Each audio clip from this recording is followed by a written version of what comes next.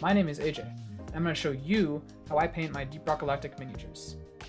Now, I've only just begun starting to paint, so I've been following tutorials similar to this one I'm making right now to learn how it's done. So yeah, the method I'm going to be using today is called the slapshot method. There are many different ways of painting I won't be covering here, but I think this method is a great starting point because it focuses on applying color last and doing quicker, easier shading near the start. The materials you will need will be a cup of water, primer spray paint, paintbrushes, some sort of palette, acrylic paint thinner, as well as paper towels and masking tape, all the paint colors you'll need, and of course, the model. When you're getting your own materials, it does not need to be fancy stuff, like all the equipment I have here I got from Amazon for comparatively low price compared to other brands like Vallejo and Citadel, even though I still did get one Vallejo paint, which I thought looked pretty cool. But yeah, the stuff you get should suit your goals for painting. For some that means the best paint job possible, but for people starting out like me, I just want something that looks okay to my standards and builds my skills for the future painting. Anyway, with all that out of the way, onto the painting. The first thing you want to do is prime your minis. Priming just means putting an initial coat of paint down like a spray paint so that you can start putting paints that don't adhere to surfaces as well, like acrylic, onto the painted surface. I just prime mine with black to follow the slapshot method, but if you want you can prime with different colors. But make sure your primer is a darker version of your main light color, because we will be building up colors lighter and lighter as we go. This layer will mainly serve as that really dark recesses where like the light just does not reach.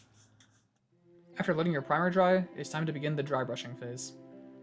To begin dry brushing, you need to use a brush with lots of bristles. This can be a makeup brush or something you got from a kit like this one. But yeah, now all you want to do is just use a flat gray acrylic paint. You don't need to thin this at all. But after applying this to your brush, we need to brush off a crap ton of the paint onto some cardboard or paper towels. This gets rid of almost all of the paint on the brush until it's very dry. The brush consistency should look like this, where only a little bit of paint is applied when you brush. I would test this on your own finger to see if the brush is applying paint to the top of your fingertips ridges, and not going into the crevices. Now, after the brush is nice and dry, all you need to do is just slather the brush all over the mini. The purpose of this layer is to make a base shade of gray to separate the deeper, darker spots from the rest of the mini, and to start building up shading. Once all your gray is applied to everywhere except for parts that are darker, like the underside of joints, you need to do the exact same thing, but with white paint, and only putting it on the brightest parts of the mini. This can be on sharp edges or luminescent parts of the mini. The most important thing you want to know when applying your white dry brush is where do you want the focus to be. On this one in particular, I want it to be on Molly's large light and the deposit box on the sides, so putting a bit of white there to influence its brightness. When doing more important steps like these, or just painting in general, always remember to take your time.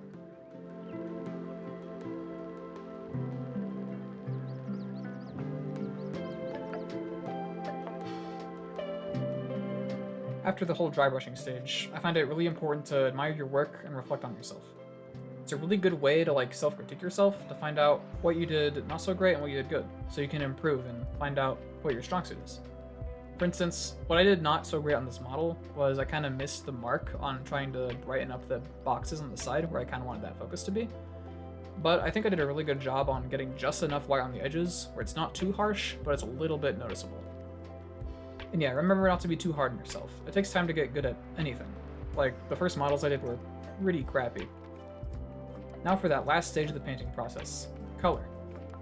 Now, before we do anything, it is very important to thin your paints.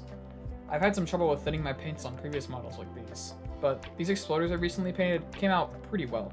The only difference between these two models here I have on screen was how much I thin my paint. Depending on what paint you purchase, the paint to thinner ratio can be different. I would check the paint company's website and see what other people recommend for your specific paint. A general rule of thumb, though, for me that I've noticed is looking for a specific consistency.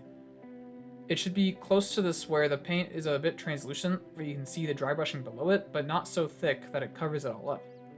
What seems to be the sweet spot is when you move it around on your palette, the paint sort of expands then rebounds back into its original puddle. This step ensures the dry brushing done earlier shows its value. Also, I found it very helpful to do multiple coats of color. It seems to help greatly with deepening the color effect and just making it more vibrant. For me, it seems like 2 to 3 coats usually looks the best. Sometimes you can go more though if you want to make it look like more of a plasticky look. Kind of depends on the material you're painting. For instance, the parts of Molly where it's red I wanted to look kind of more plasticky, so I did 2 coats instead of the one I did for all the metal. After painting all the different colors on the mini, it's basically complete.